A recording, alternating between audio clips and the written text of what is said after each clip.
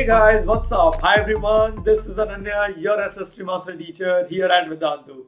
So guys, welcome to my session once again. And if you are new on this channel, let me welcome you guys to the family of Vedantu's 9th and 10th English. I would request you all to subscribe to this channel and also show some love by hitting the like button. Thank you so much in advance. So guys, let's see what are we going to do in this video, guys. In this video, we are going to continue with a very important topic from your term 2 point of view, and that is electoral politics. All right.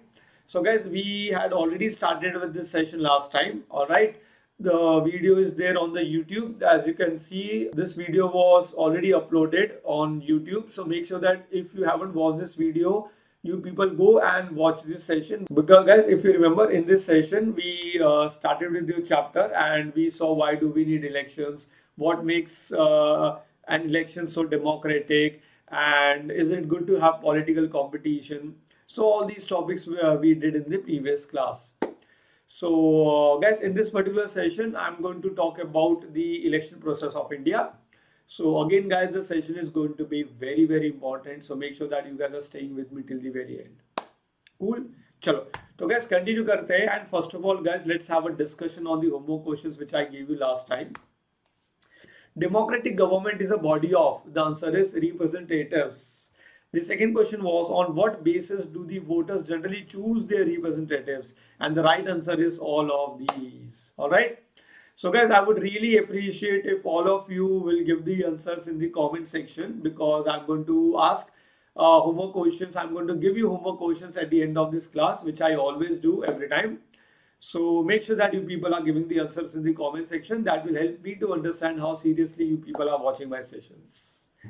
Cool guys. So chalo guys, dekhte hain what are we going to learn in this particular session. Guys, in this session I'm going to talk about the entire election process. Like I'm going to talk about what is our election system or system of election. Then we are going to talk about electoral constituencies, reserved constituencies, voters list, nomination of candidates, election campaign, and finally voting and counting of votes. Okay. So guys, this is the process of our election system. Okay. So one by one, let's understand each and everything in detail.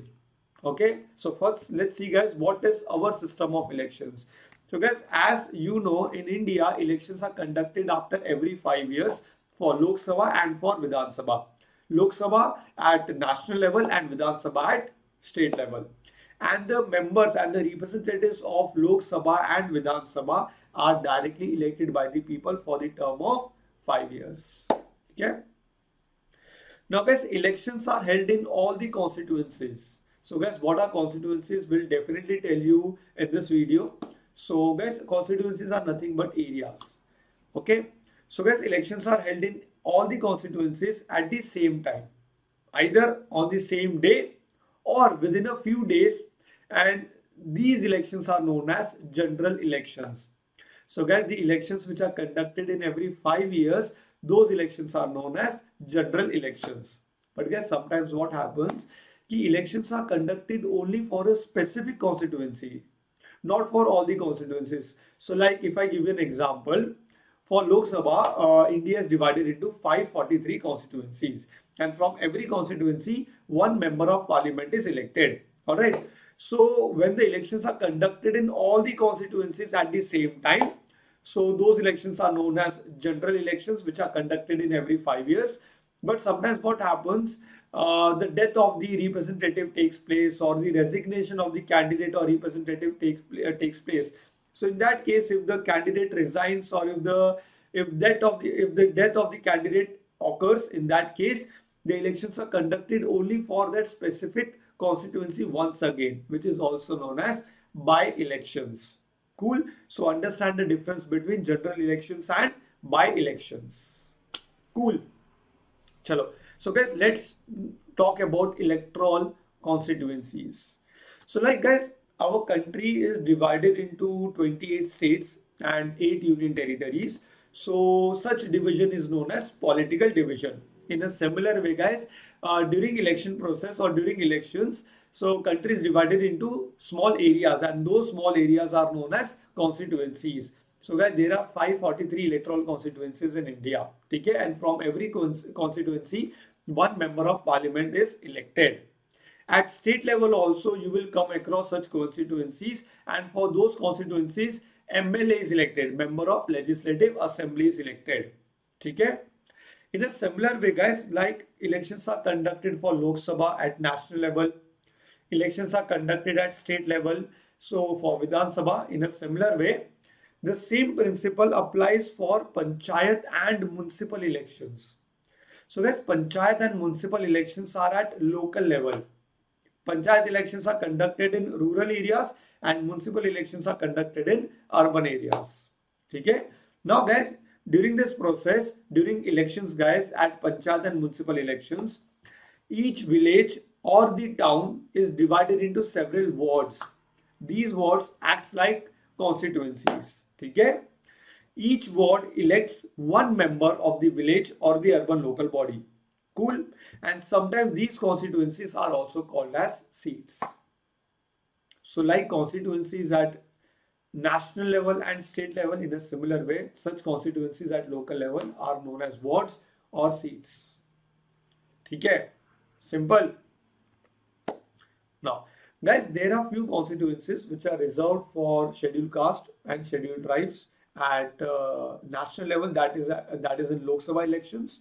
So guys, in Lok Sabha 84 seats are reserved for the people belonging from scheduled caste and 47 seats are reserved for the people belonging from scheduled tribes.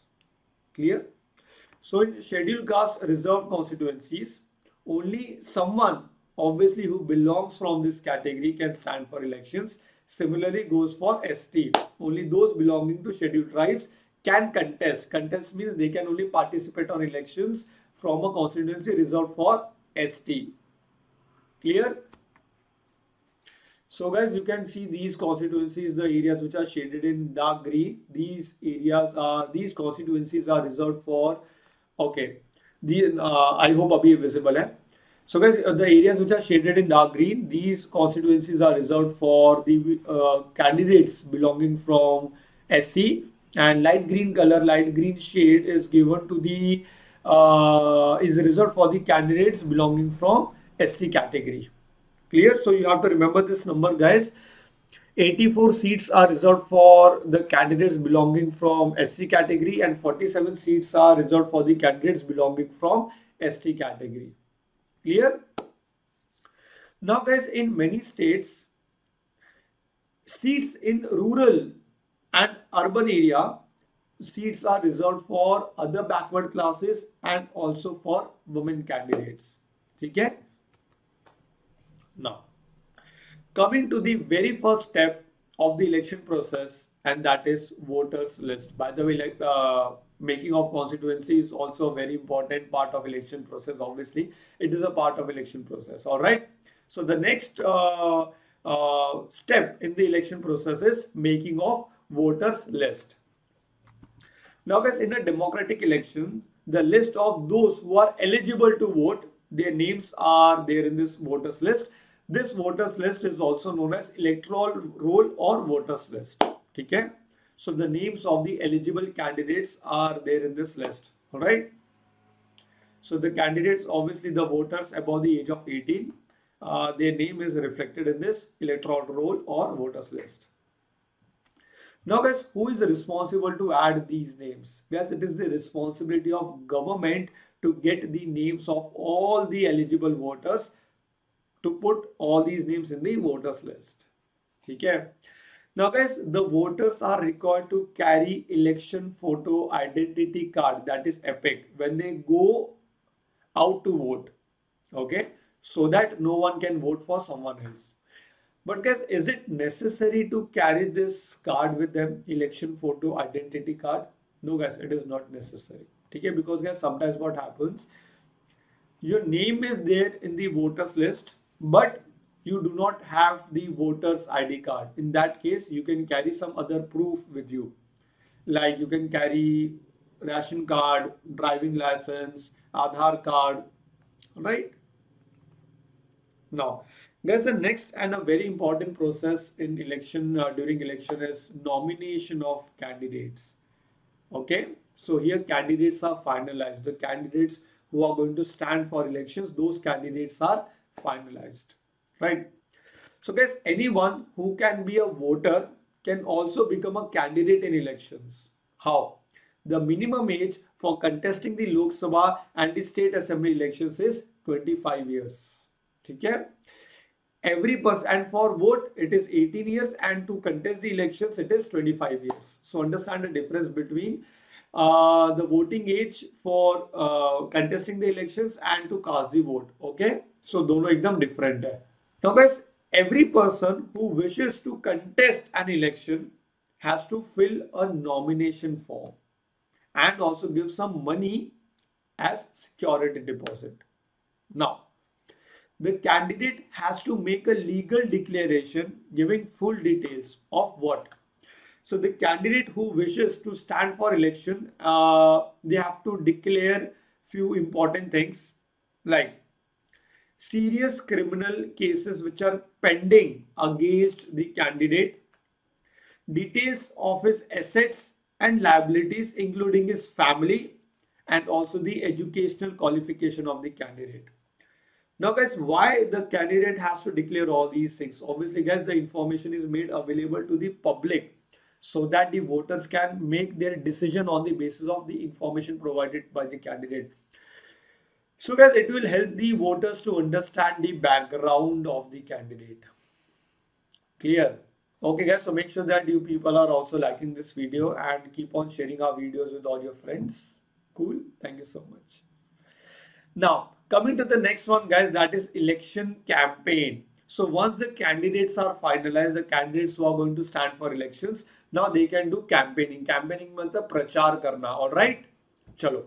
So guys, the election campaigns are conducted to have a free and open discussion about who is better representative or who can be a better representative, all right? Which party will make the better government. So guys, these candidates comes up with some slogans and motto in front of the people like, if I win the elections, I will do so and so thing for you, so and so things for you. So they come up with some promises, and these promises actually attract the voters towards their side, and this helps them to win the elections. Okay, like I would like to give you some examples. Now guys, one important thing, they can do campaigning for 2 weeks. Okay, between what? In India, election campaign takes place for a 2-week period between the announcement of the final list of the candidate and the date of polling. Now guys, some of the successful slogans given by the different political parties in various elections, like back in 1971, the Congress party led by Indira Gandhi gave the slogan of Garibi Hatao, that is remove poverty, in Lok Sabha elections of 1971. So she came up with the slogan of Garibi Hatao, that if I win the elections, I will eradicate poverty from India. So guys, definitely बहुत सारे voters उसकी साथ आ गए, all right, and it helped her to win the elections. In a similar way, guys, in 1977 Lok Sabha elections, Janata Party came up with the slogan of Save Democracy. So guys, various political parties during campaigning process, guys, they come up with some such kind of motive and slogans to attract the voters. So they come up with such kind of promises like, if we win the elections, we will do so and so things for you. All right. Okay. This was just an example. So guys, according to India's election law, no party or candidate can, first of all, bribe or threaten the voters. Means they cannot give bribe like cash awards or cash rewards to the voters. Second, no candidate or party can appeal. Appeal means requesting them, kind of, all right. Appeal to them in the name of caste or religion. So they cannot ask them vote in the name of caste or religion. No political party or candidate can use government resources for election campaigning. Government resources means the property which is owned by the government, any equipment or any material which is owned by the government. No party or candidate can use these government resources during election campaign. And in fact, no party or candidate can spend more than 25 lakhs in one constituency for Lok Sabha elections and not more than 10 lakhs for the constituency assembly elections. Okay? So guys, you have to keep this thing in mind.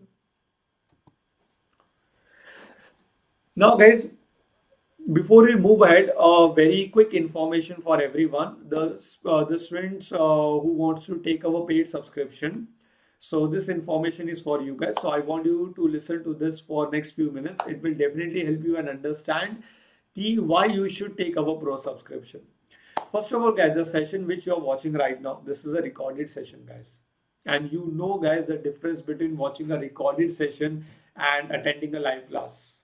So like if you have any doubts, yeah, your concepts are not clear, yeah, you need more assignments, more questions to practice, or if you are lagging behind the syllabus, you need a revision plan. So guys, all these things you will not get on YouTube. So guys, if you take our pro subscription, first of all, guys, every session is going to be a live session. All right, the session which you guys are going to be a part of, you will be interacting with the students across the globe via quizzes. You will be interacting with your teachers during the class. Entire syllabus is covered. You can also download the handwritten notes by master teachers. Now guys, doubts, a very important thing, guys. We have two teacher pattern. Master teacher will be there with you to clear all your concepts and doubts. In fact, we have class teacher also, wherein that class teacher will simultaneously help you with all your queries. And guys, not only during the class, but after the class also, from morning 8 a.m. to evening 11 p.m. So guys, this is not possible on YouTube. But if you take our pro subscription, you will be getting all these things. Assignments are given, tests are taken, micro courses, everything is like included in the fees which you guys are going to enroll for. All right. Now guys, the fees for entire term 2, guys, in which we will be teaching all the subjects, that is physics, chem, bio, mathematics, English, SST. All right. So guys, the fees for entire term 2 is just 2,250 and 2,500. The difference between these two plans is like in Pro Lite, you will not get a doubts app. Means after the class, you won't be able to ask us questions. But in Pro Classic, you will get that app.